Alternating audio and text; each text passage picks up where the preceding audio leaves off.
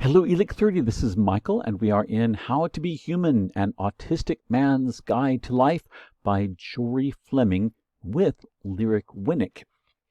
We are on page 151, so we are continuing with Chapter 8, Things That Matter, and we are near the bottom of the page where the interviewer poses or introduces this next topic. Jory shares his definition of autistic empathy and explains why he thinks that empathy does not have to be emotional.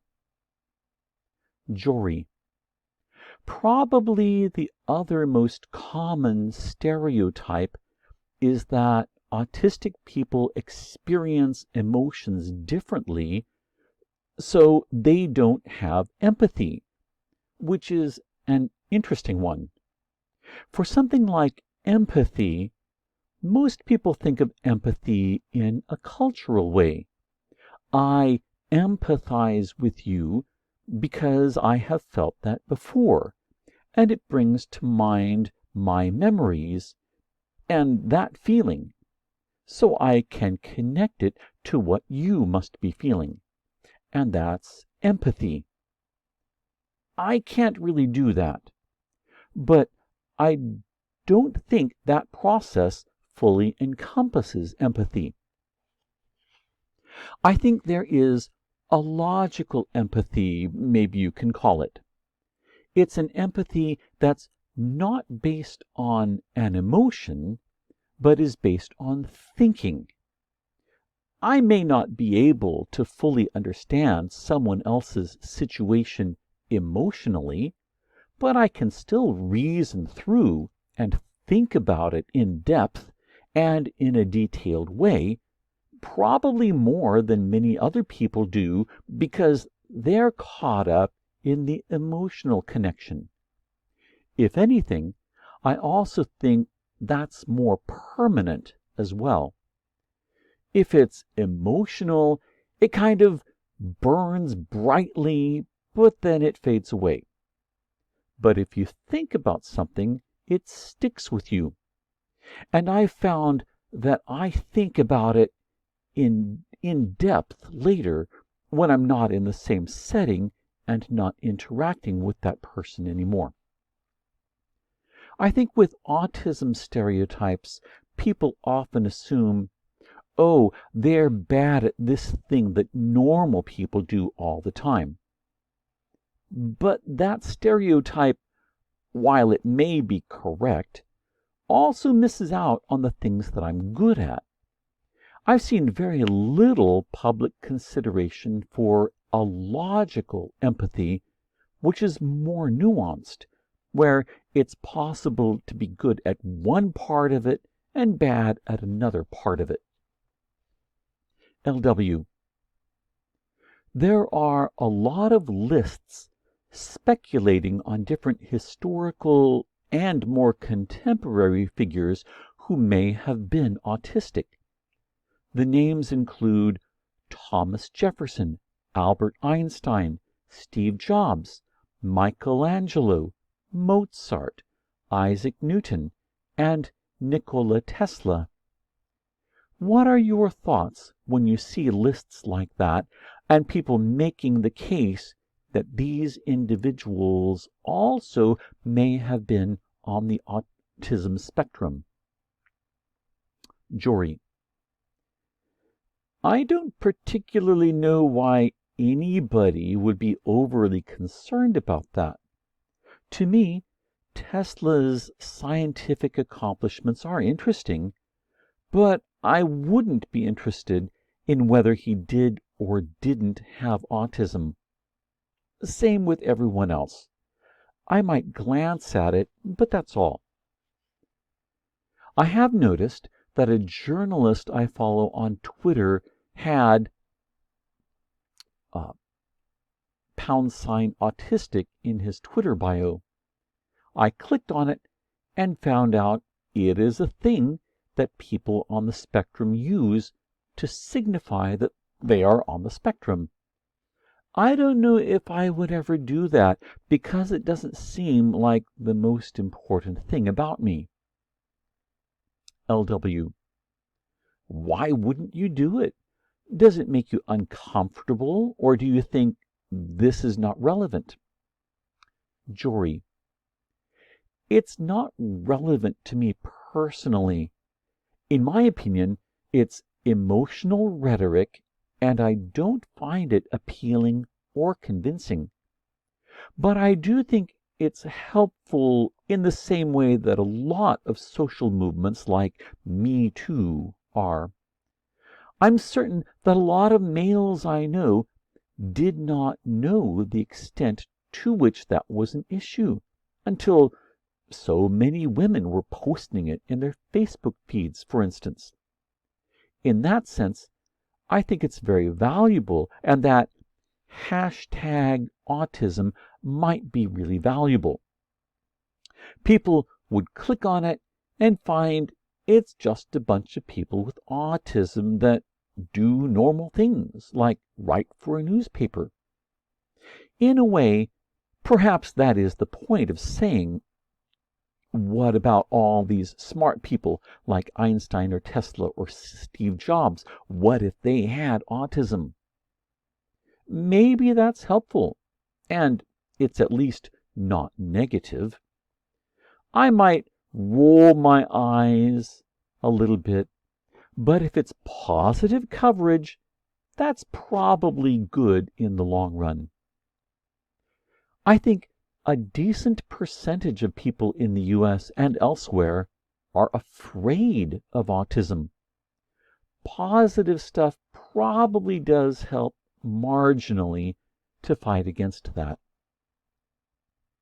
LW, would you put hashtag autism in your Twitter bio? Jory, I don't think I would. Right now, I'm more likely to list the subject areas I have studied.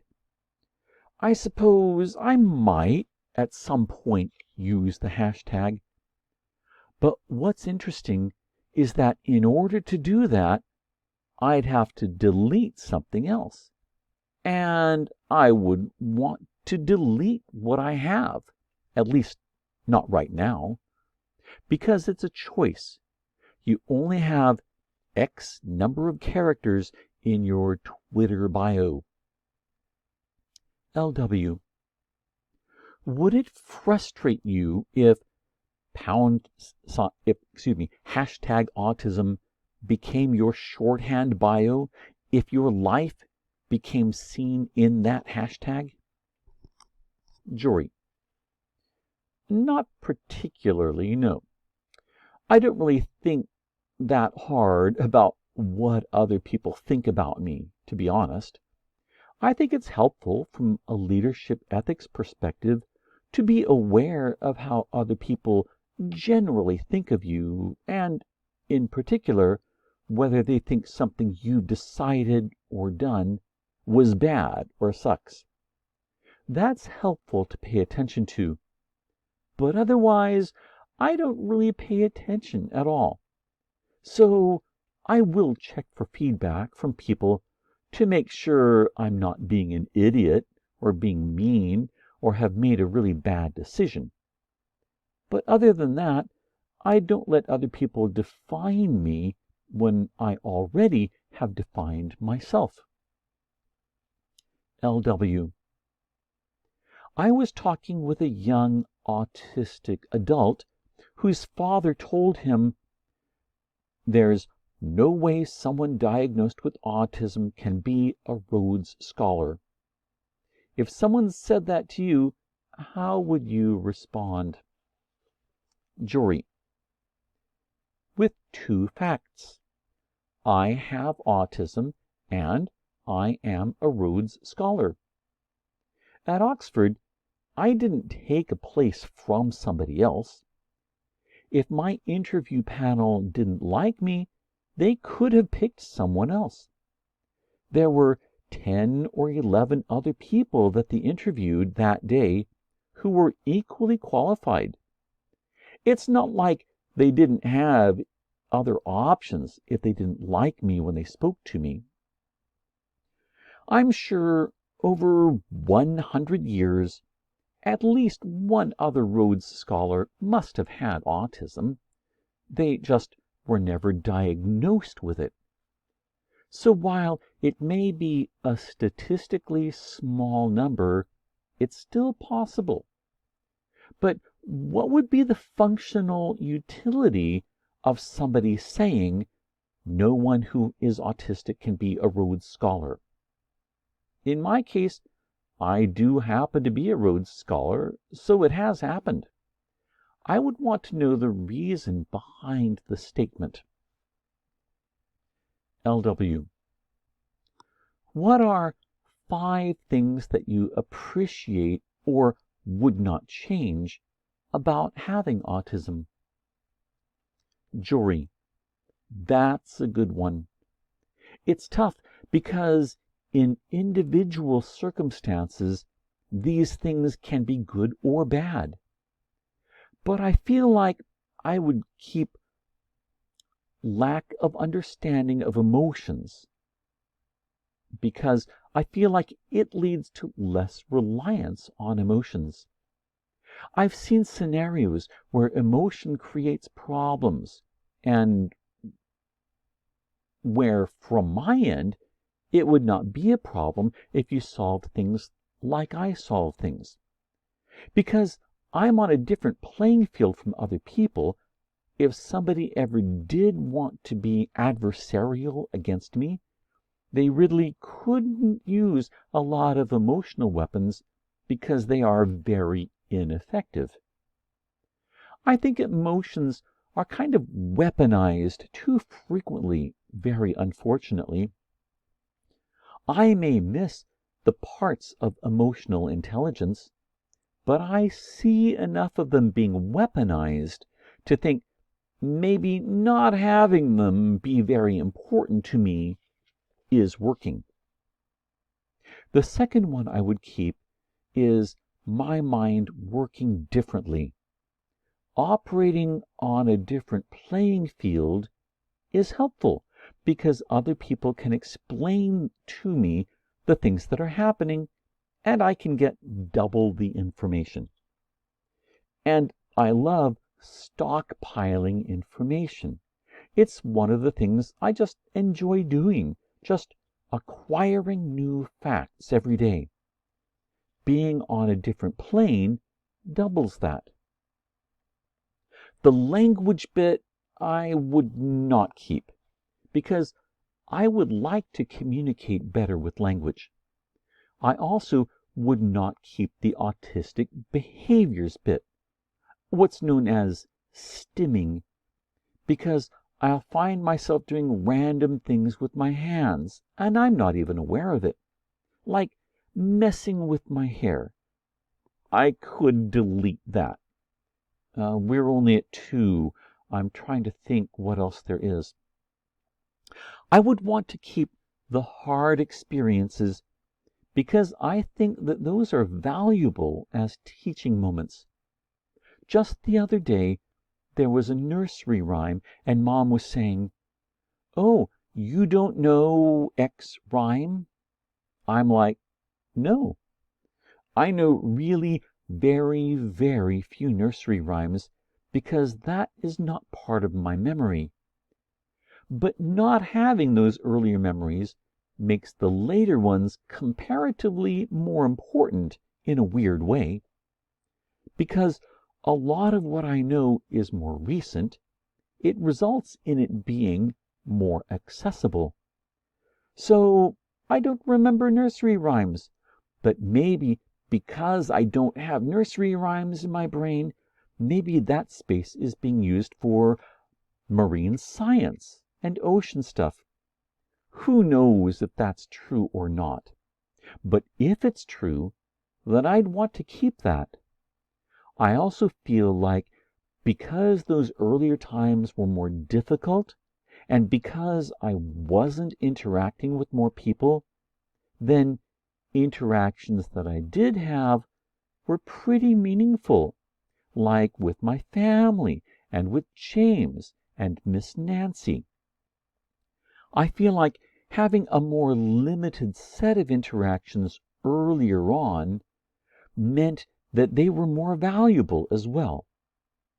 That taught me very useful things about the importance of family and close friends, and things of that nature.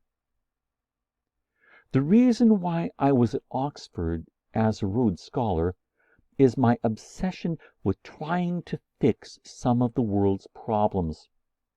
I would be most unhappy in a position, even if I was making a lot of money, where I didn't feel like I was fixing something or improving the general state of things. That early experience of having those few but important linkages puts things in perspective. Explaining autistic behaviors. For as long as I can remember, I have had what are called autistic behaviors, some of which are known by the word stimming. I will pull my hair or hold my hands up to my face or in front of my mouth while I talk, or bend my elbows and flap my hands, or suck on my fingers, or start singing a nonsense song in random places. For a number of years, when I was younger, I also pulled on my lip to the point where it bled moderately to severely. Lip tissue is very fragile and hard to heal, so that was going to have real consequences for my health. That habit was difficult to break. Other people do these behaviors to varying degrees, but often for very different reasons. I recall practicing a presentation on climate change, and my mother and my sister were my audience, and they both noticed that I was pulling on my hair and generally messing with my hair and holding my hands up to my face as I spoke. But I wasn't aware that I was doing any of those things. I wasn't even thinking about it. And I wasn't doing them because I was nervous.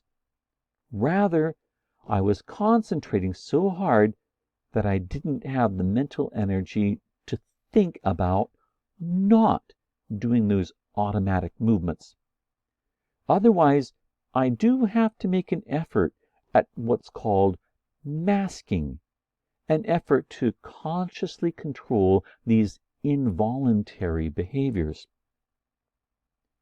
Neurotypical people might look at them and interpret that I am nervous, but in fact, that's not it at all. The more I'm doing nervous-looking behavior, the more I'm inside my mind, thinking and concentrating. I'm also more likely to do these things in a stressful environment with a lot of stimuli, or where I'm really distracted. For instance, if I'm in a grocery store with bright lights and way too many choices of pasta, I can find that environment stressful, and I end up singing a nonsense song to Daisy. When I watch a movie in a theater, or when I sit on the sofa at home with my family and watch an episode of Schitt's Creek or The Office, I often end up sucking on my fingers because I'm distracted by what I'm watching, and I don't think about what else I'm doing. I've also sometimes started sucking on my fingers in a lecture hall while I'm very focused on what the professor is saying. But I try to be self-aware enough to stop that quickly. At home or at the movies, Mom may have to remind me not to do it, even occasionally pulling my fingers out of my mouth. I can't say for sure why this happens, but these behaviors seem to be triggered by that inner brain machinery that runs on autopilot. When I'm out in public, I do have to work to consciously not engage in these behaviors. I've changed hand flipping to fiddling with pens or holding Daisy's leash. I can mess with pens or the leash or some other small object because that is more acceptable. I still may sing a nonsense song in the grocery store, but I try to turn down the volume. I know that neurotypical people sometimes engage in some of these behaviors too. They may mess with their hair, or bite their fingernails, or chew on their lips, or hold up their hands. But it seems that they are able to modify that behavior or dial it back a lot more smoothly than people with autism. It's a bit like a musical composition where different notes go together. When neurotypical people do these things, there's something about it that doesn't seem discordant or off.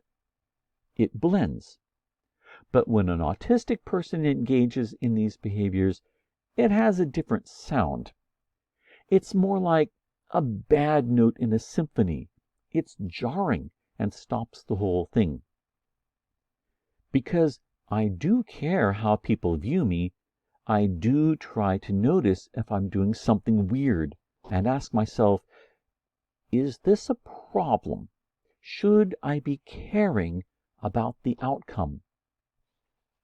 And that's the end of chapter 8.